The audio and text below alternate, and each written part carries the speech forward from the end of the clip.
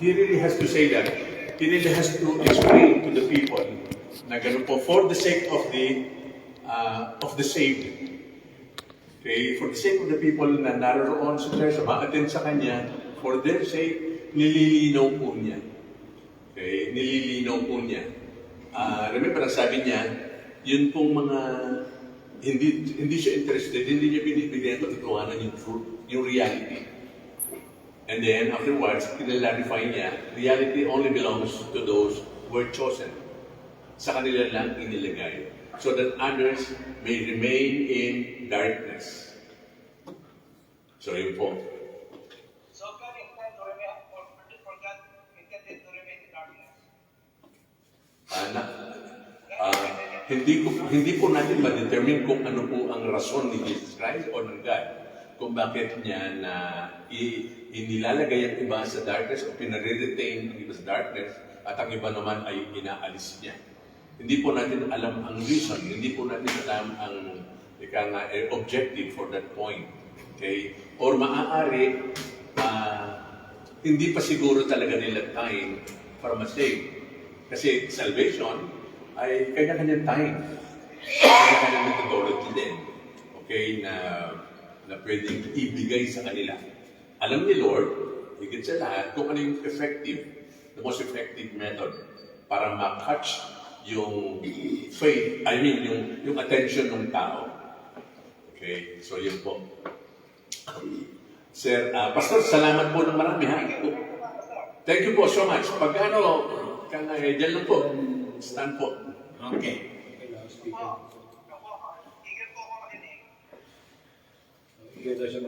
Okay, salamat po. Salamat po maraming.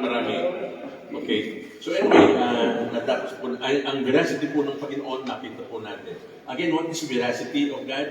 Truth is the truth. Yung kanyang pagiging truthful, and then yung kanyang faithfulness.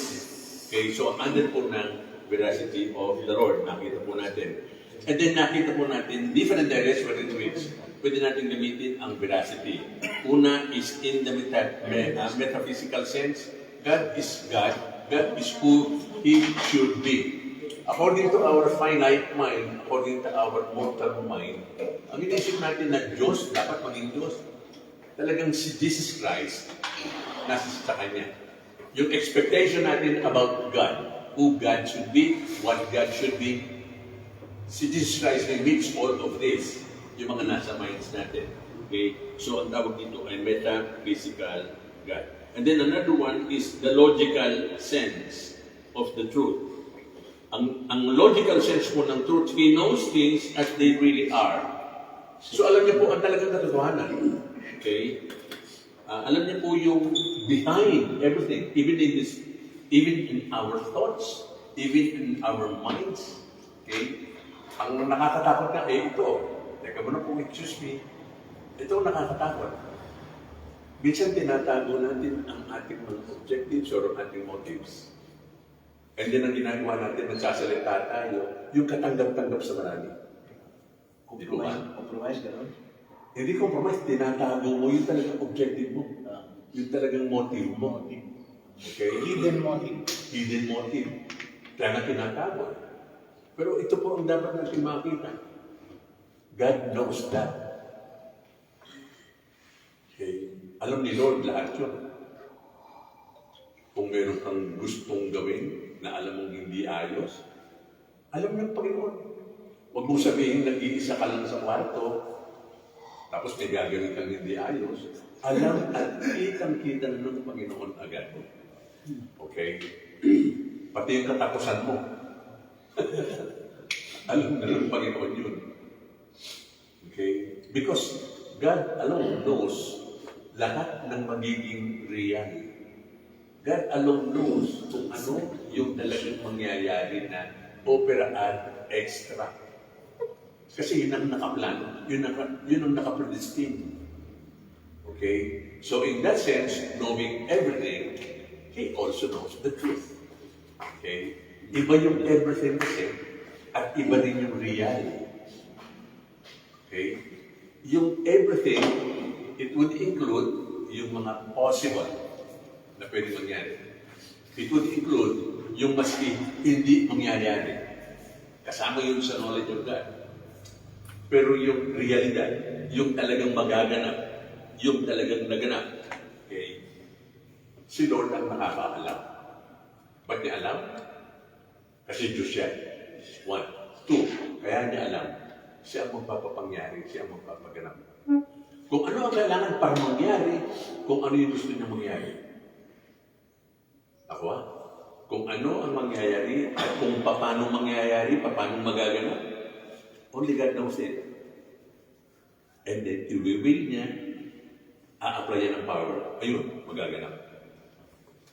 So, He knows that. Okay? Meron po ba tayong Lord, katanungan or questions na para mapalakay kung bagay. So, logical sense, He knows things as they really are. Itong ganito.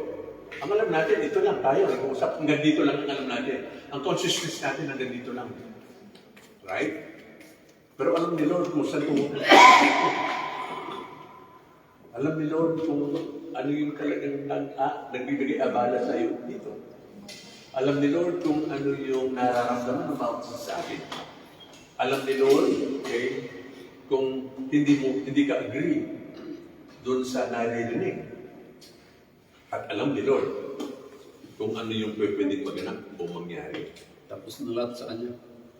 Everything is present. I am speaks of the presence of God. In the present. Maski ilang million years before or millions of years after, lahat, present tense lahat yun kay God. Kasi siya magpaplano siya ang magpe-predestine ng lahat. Kaya alam niya. Yung mga hindi nangyayari o hindi mangyayari, alam niya rin. Hindi niya talaga pinapangyari. So alam niya yun. Tayo ang alam lang natin ito eh. Di ba? Ito lang. Yung mamaya, hindi natin alam eh. Di ba? Hindi natin alam yung mamaya. 1 hour from now. Sigurado ba kayo kakain tayo ng alas 12? Ganito. Kasi sabi niyo, Pastor, na lahat ng nangyayari, kapahintulot ng Diyos at ng Diyos. Pati ba yung balik-balik na gera sa Iran at saka Amerika na yun, kapahintulot na niya? Nakaprophesy yun. Matuloy po. Matuloy po. Kasi Nakaprophesy balik-balik lahat yun. Okay? Nakaprophesy. Ang nakaprofesyon doon. Oo. Sa verse Sa commission. Ezekiel, okay, 38, Daniel punta ka 38. sa Psalms 87, something like that, ha? Nandiyan na yan. Pati yung Iran. Ang problema natin, yung Iran ngayon, hindi yung Iran na Elam. Elam ang pangalan na ginamit ni Lord. Okay, hindi yun. Okay, para makita mo ng maigi, kung saan yung malapit yung control ng Iran para yung Hormuz Strait Balik-balik. ay makontrol. Yun mismo ang Elam. Kung saan naroon yung mga armas, yung mga concentration ng kanilang mga ginagamit, yun yung mismong Elam. Hindi yung mismong buong Iran. Yun lang Elam na yun. Nasusulat. Nasusulat. Pati ang resulta. Actually, hindi pa yan ang resulta. Dahil aabot yan hanggang sa Gog and Magog. So, ano yun? 87 yata or 87, something like that. Daniel 38, tama. Meron ilang. Mesyak, yung mga ganon. Ano nga po. 27.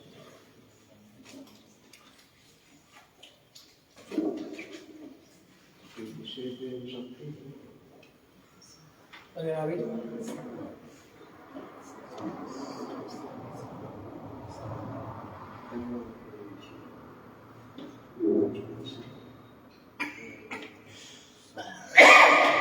Tanig lang.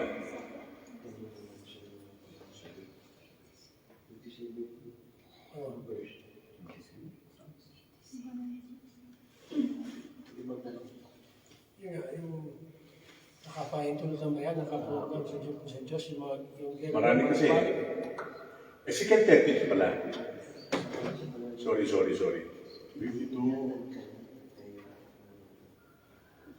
Wala yung sound. Sa Jeremiah, marami. So in other words, naka-prophesy na yung mga magaganap. So hindi pa po ito yung end. Okay, marami pang magaganap, marami po pong mangyayari. Okay. So, tayo hindi natin alam kung ano yung mismo mga actual na magaganap. Only God knows. Bakit niya alam? Hindi dahil sa foreknowledge, meaning alam niya lahat ang mga magaganap. Absent siya, wala siya. Gagawin ng tao. Okay? Hindi po ganoon. Hindi po nangyayari yung ganoon. Alam niya kasi papapangyarihin niya. Okay? Papapangyarihin niya. So, yun po ang ano. So, kung ano po yung mga sabihin natin nakasulat, naka-prophesy, okay, panigurado, magaganap po yun. Huwag tayong mainip, magaganap. Ang tingin ko nga po ay swerte ba? Sorry ha sa paggamit ng word. Yung generation natin. Dahil marami po tayong makikita towards the end ng mga prophecies magaganap. Even yung Meshach, ang sabi po ng Bible, sa Ezekiel, ang Meshach daw ay Russia. Kasama-sama po lahat yan, pati Ethiopia, some African nations, pati Iran, and then yung north of Israel, Turkey. Okay? Yun po ang magiging composition ng atake sa Israel. Okay? Pati po yung pag-dry ng Euphrates. Nandito po lahat, sinabi. Okay? So ginagawa na po ng Panginoon lahat. Pati yung mga river na magko-cross doon, ang napakaraming army, nagda-dry na po. Yun po yung Euphrates. Okay? So bakit, biluin mo, gaano ang years na isulat ito up to now? Ngayon lang nagaganap. Okay? Kaya po, yun nga po ang ating sinasuggest. Kung nasusulat, paniwalaan mo na. Labanan mo na. Okay? Labanan mo na. Sigurado kasing magaganap. So ano dapat na maging action natin? Ano dapat na maging attitude natin? Una sa lahat, huwag ka matakot. Best thing, huwag ka matakot. Why? You're in good hands. This is good hands. Okay? And then gusto mo, isama mo pa yung sinasabi sa Psalms 91.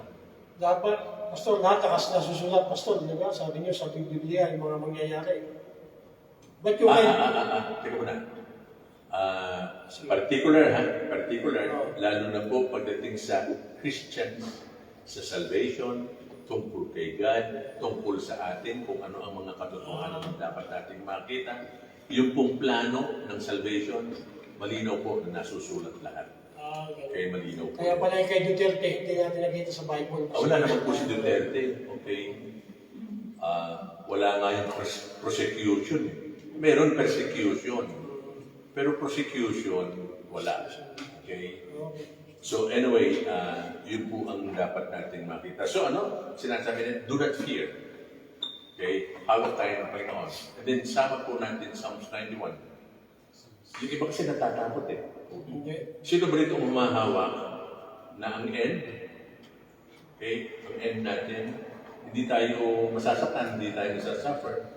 Dahil sabi daw, aalisin tayo ng Panginoon bago magkaroon ng tribulation. Rapture. O ng rapture muna, okay? Aalisin daw tayo. Saan yun nakita?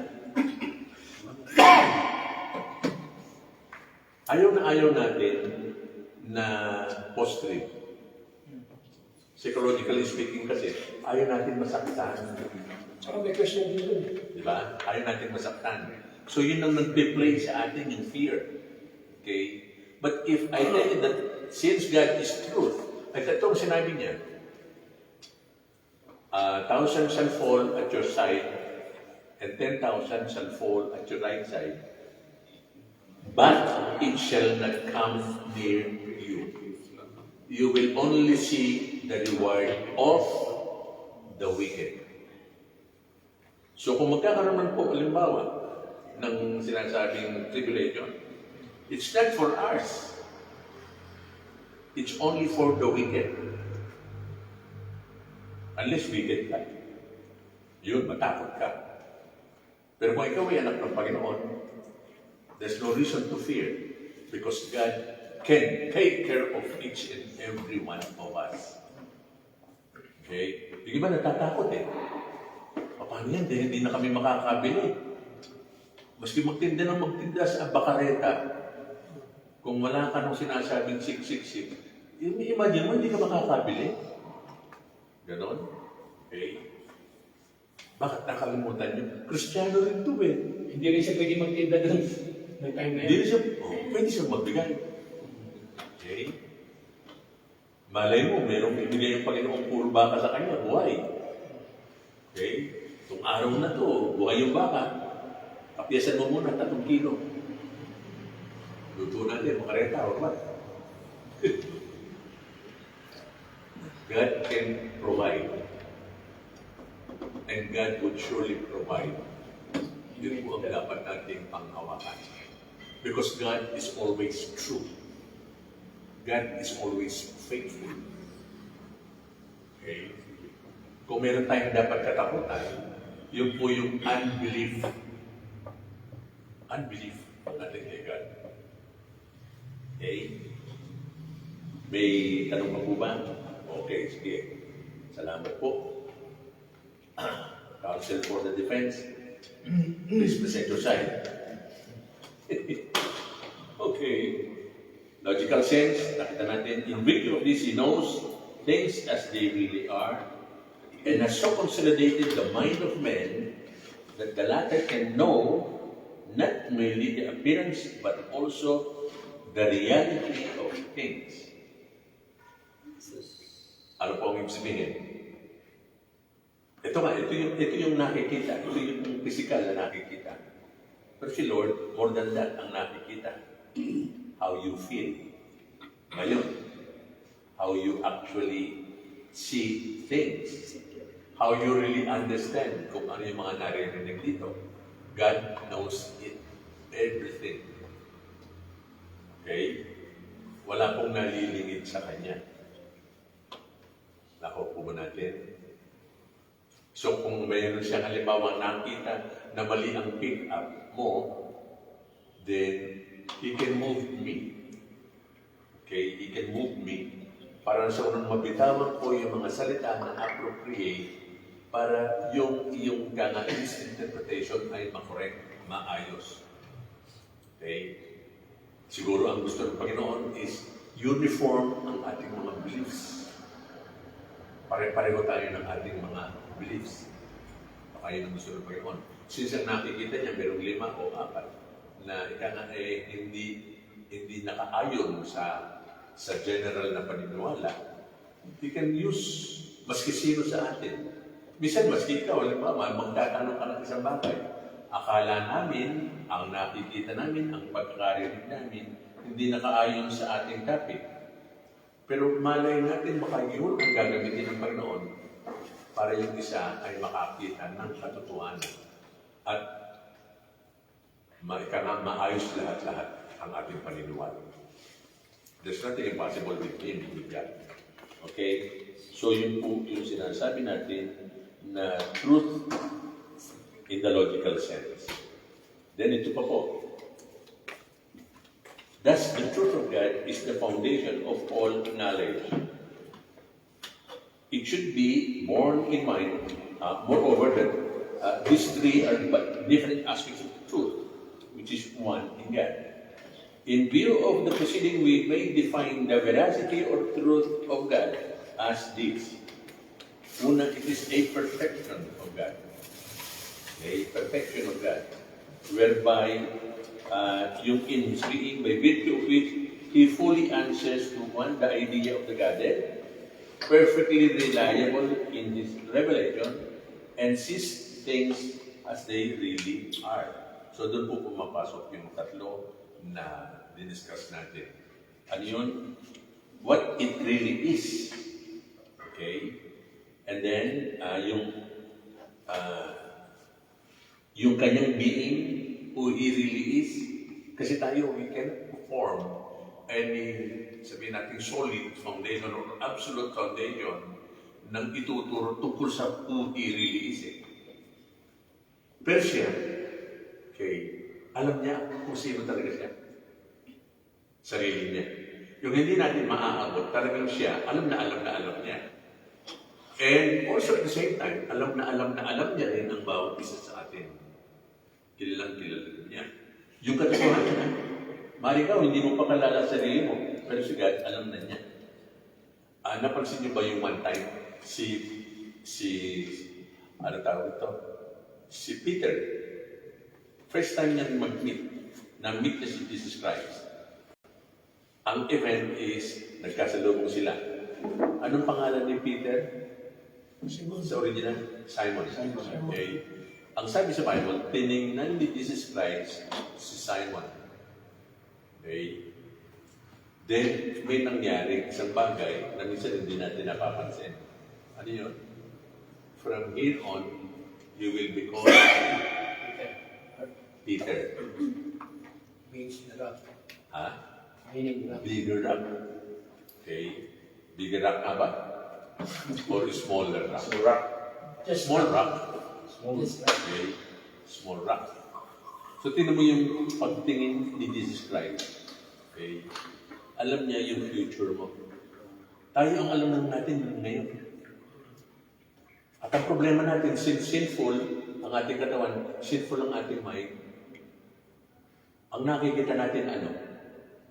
Walang pera, walang pamasahe, ano kaya kakainin mamaya? Parang konti lang ang pagkain. Okay? Masyado tayo tumitingin sa maliliit. Yun ang focus natin. Diba? Supposedly, we're Christians and supposedly, mamuhay tayo in truth. Mamuhay tayo in faith. Ganun dapat. Why cannot we see kung ano yung mga possibilities?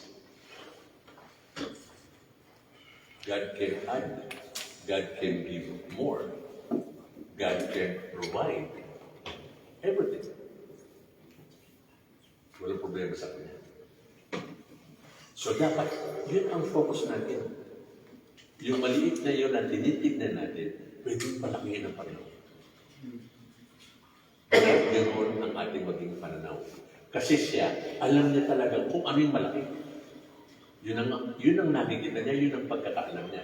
Like Peter, okay, time will come, ayan, he will become rock. Okay, yun po ang mangyayari. Do you love me? Do you love me? Do you love me? Feed my lamb. Binigyan na agad ni Jesus Christ ng kung ano ang direksyon niya. Okay? So, ganun lang si Lord sa atin. Nagbibigay siya ng direksyon sa atin. The great success in this life is pag nakita mo kung ano ang tanong Panginoon sa iyo, and then gawin mo. Ano yung kaninang usapan natin sa likod? Yung salvation? Work out your salvation. You work out nothing else but obey. Obey them. Yun lang. Okay. Dapat bang sabihin ng Panginoon yun? Obey God? Di ba automatic na yun? Dapat i-obey natin siya. Talagang dapat niyang sabihin. Kasi ang nakikita niya, ang tigas pa rin ng ulo natin. Tigas pa rin ng mga puso natin. O ako lang yata ang tigas ang puso eh. Kayo yata malambot, talagang banal kayo. Sorry. Okay. So he's the truth. He is faithful. Okay. And he is faith. So yun po kasama dito sa veracity of God. And then also, okay. Basahin ko rin dire-diretso yung meaning dito na binigay ni Berkov. In view of the preceding, we may define the veracity or truth of God as the perfection of His being, by virtue of which he fully answers to the idea of the Godhead, is perfectly reliable in his revelation. So pag sinabi mong reliable in his revelation, ano po ibig sabihin? Ano ba ang revelation ng Panginoon? Ngayon wala nang revelation, ha? Meron pa ba siyang nakakakita ng revelation? Nakakatanggap ng revelation? Illumination na lang. Clarification na lang. Dahil ang talagang binigay na revelation, nasulat na. Nasulat na. Okay? So, hihingin na lamang natin ang illumination ng Spirit, hihingin na lang naman ang clarification ng Spirit para makita natin kung ano ang talagang message ng Panginoon. Okay? He is perfect and reliable in His revelation and sees things as they really are. Yun po ang veracity of God. And marami pong mga verses dito. Okay? I have underlined in Exodus 34 verse 6. But you didn't underline. Exodus 34, 6.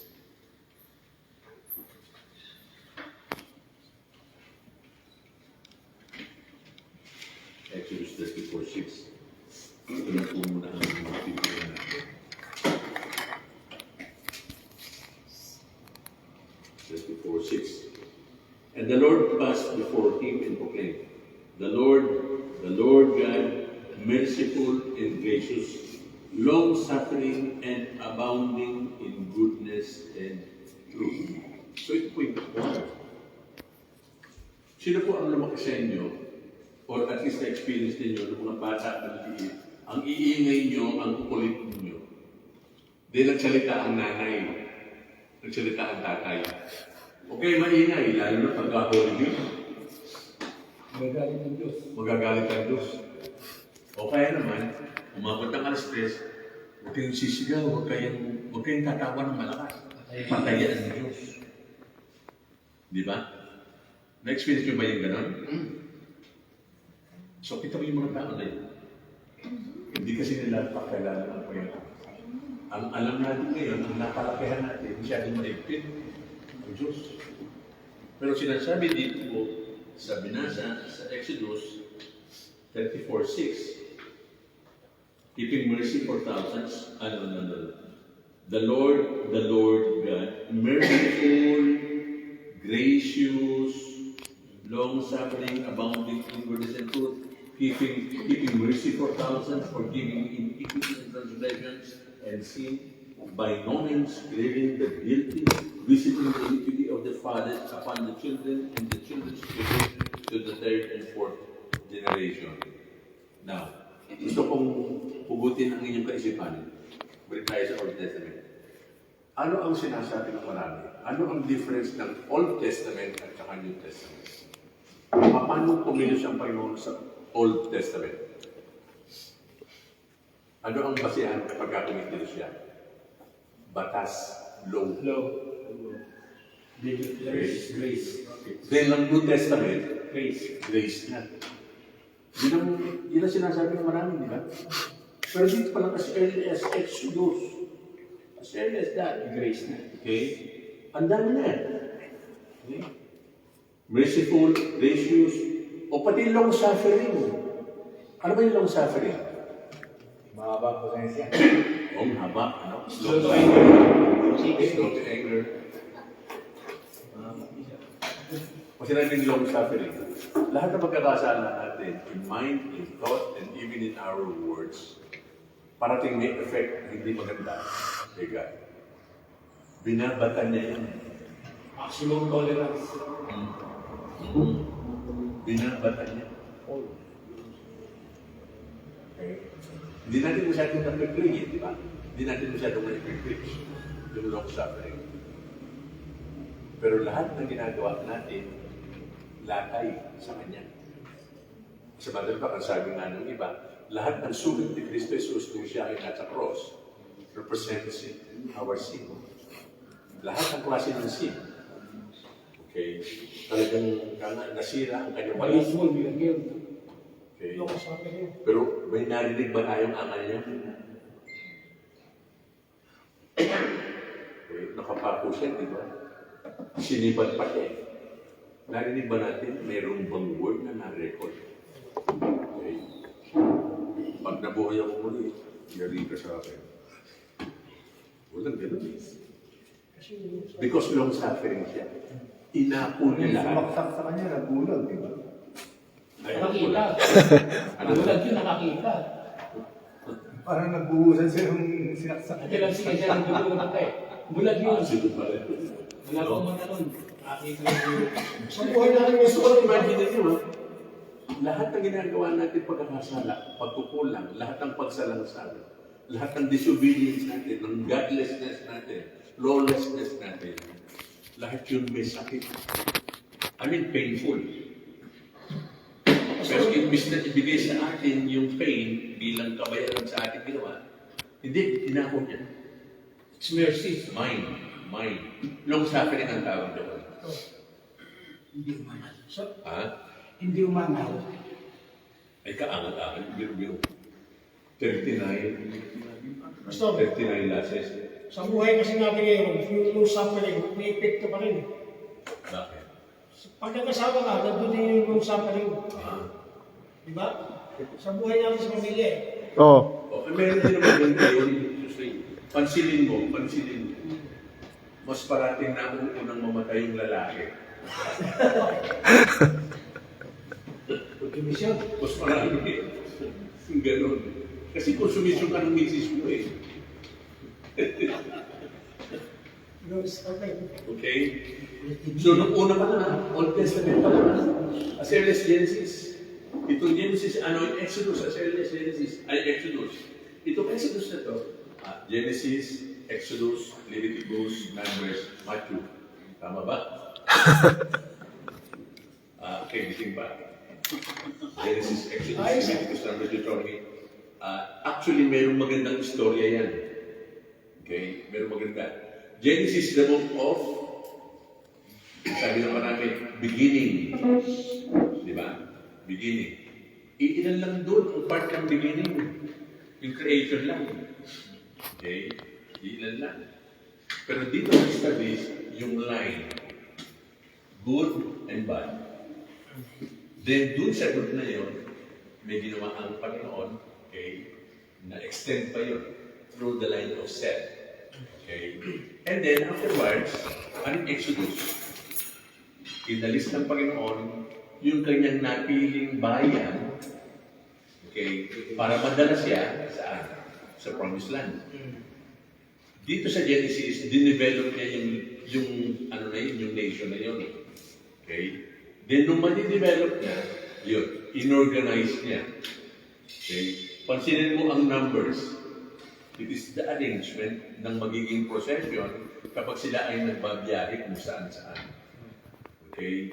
Yung lahi ni yung pamilya niya ganito, dapat ang positioning ganito. Okay? And then Leviticus, nagbigay din siya ng batas. Okay? Nagbigay. Actually, Exodus pa lang, talagang maliwanag na. But then in Leviticus, ang difference is that, ano na yung Leviticus? Covenant na. Inintroduce na ng Panginoon ng covenant between him and Israel. Pagdating ng Deuteronomy, na-organize na sila. Okay? Then Joshua, naganap na yung pinaplano ng Panginoon na theocratic form of governance. Siya na mismo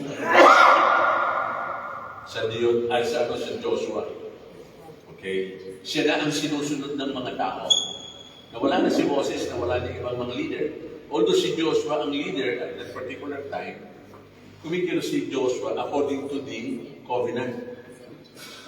Kung ano ang gusto ng Panginoon, yun ang ginagawa nila. Kaya makikita mo, napakagandang istorya na yun. Doon pala makikita natin ang iba't ibang mga attributes ng Panginoon. Ayan, nakita natin sa Exodus. Okay? Nakita natin sa Exodus. Hindi pala talaga purely law. Ang batas, actually, kung titignan natin, hindi ito para gawin ng tao. Walang nakasunod sa batas na napunta ng langit. Wala. So ano yung batas? Yun yung pagpapakilala ni God kung ano ang gusto niyang makilala ng mga Israelita. At doon sila mamuhay. Doon sa pagkilanlan na yun ng Israel kay God. Thou shalt not have any gods before me. So ibig sabihin, ako lang talaga ang Diyos. Wala nang ibang Diyos. Ako lang. Yung iba, wala yan. Gawa-gawa lang ng ibang tao. Kaya, worthy ako na i-worship. Huwag na kayo mag-worship ng iba. Ako lang. So pagpapakilala ng Panginoon ang batas. Kasi siloso siya. Jealous. Hindi siloso na maraming babae, tapos ano? Hindi. Zealous siya. Zealous siya. Zealous. Okay? Yung jealous, sa word nila is zealous. Ano yun? Yung talagang papanatilihin niya yung kanyang pagiging Diyos. Committed. Zealous, committed. Okay? Talagang gagawin niya kung sino talaga siya. And He is willing talaga na ipakilala kung sino talaga siya. Kaya huwag kang gagawa ng hindi maganda at ayaw ni Lord. Dahil mararamdaman mo, ma-experience mo, yung zealousness of God to preserve His name. His name is holy. His name is kung ano-ano ang mga words na ginagamit natin. Kung ano yung mga ganong parang adjective, it is God. Ganon si Lord. So ganon dapat ang naging trato ng mga taong ito at maski tayo kay God. Okay? Because God is zealous to keep, ipipreserve niya kung sino talaga. Kung mayroong isa na mag-o-oppose doon, makakatikin. Makakatikin. Okay? Sama tingin mo sa akin lahat.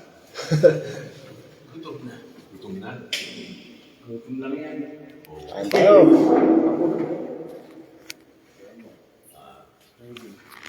Makarili na diba? Oo, yan. Pati yan, alam ni Lord na gano'n. Okay? So, maski nandito tayo, hindi natin yung pinapainit na yung trabaho. Mainit na. Lalabas na lang dito. Nandyan na eh. Okay. Mabilis si Lord. Okay, thank you Lord for everything. Sige.